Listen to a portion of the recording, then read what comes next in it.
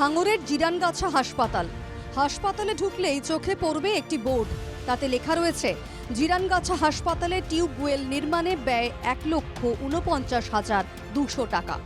হাসপাতালে রয়েছে একটি ওয়াটার এটিএম, যার নির্মাণে খরচ ৩,৯২,০৫১ টাকা।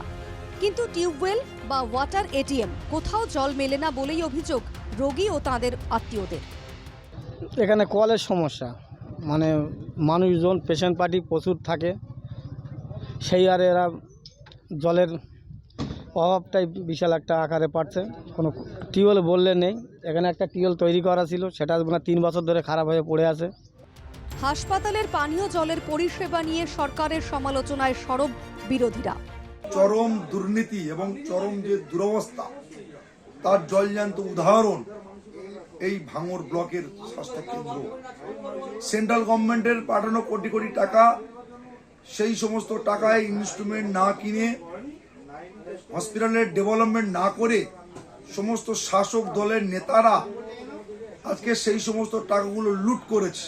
পানীয় জলের সংকটও রয়েছে। একটা রুগী যদি আসে, রুগী তো ভর্তি হয়ে গেল, তারপর রুগী তো সে সমস্যায় জুঝছে, রুগীর লোক যে একটু পানি খাবে, একটু জল খাবে, পানি খাবে, সেই ব্যবস্থা পর্যন্ত এখানে কোনো রকম নেই। আর বাথরুম পায়খানার তো অবস্থা বাইরে খুবই খারাপ। এই জঘন্য একটা পরিবেশ, সেই পরিবেশের হাত থেকে মানুষকে মুক্তি দেওয়া দরকার। হাসপাতালে পানীয় জলের সংকট এবং দূষিত পরিবেশের কথা মানতে নারাজ স্থানীয় পঞ্চায়েত সমিতি, জনস্বাস্থ্য ও পরিবেশ কর্মাধ্যক্ষ। পানীয় জলের অভাব ঠিক সেটা না, কারণ ওখানে এমনিতে একটা ওয়াটার এটিএম বসানো আছে। কোনো একটা টেকনিক্যাল ফল্টের জন্য ওয়াটার এটিএমটা কিছুদিন অচল হয়ে পড়ে আছে। তো এটা মেরামত করার জন্য লোকাল যে জিপি আছে, জিপিকে বলা। ওখানে অপরিচ্ছন্নতা সেরকম জায়গা তো কিছু নেই। জিরানগাছা হাসপাতালের বিভিন্ন সমস্যাগুলি খতিয়ে দেখার আশ্বাস দিয়েছেন শাসক দলের বিধায়ক। আমি নিশ্চিতভাবে বিষয়টা দেখব এবং এটা আমাদের ঊর্ধ্বতন কর্তৃপক্ষ যারা আছে, এরকম যদি ঘটনা ঘটে নিশ্চিতভাবে তাদের নজরে নিয়ে আসবে। হাসপাতালের মতো জরুরি পরিষেবায় জল একটা বড় অঙ্গ।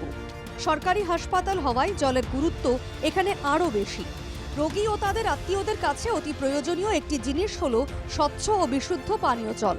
জিরানগাছা হাসপাতালের এই সমস্যা যত দ্রুত মিটে যায় ততই ভালো। দক্ষিণ ২৪ পরগনা থেকে আলমগীর মোল্লার রিপোর্ট, NKTV বাংলা।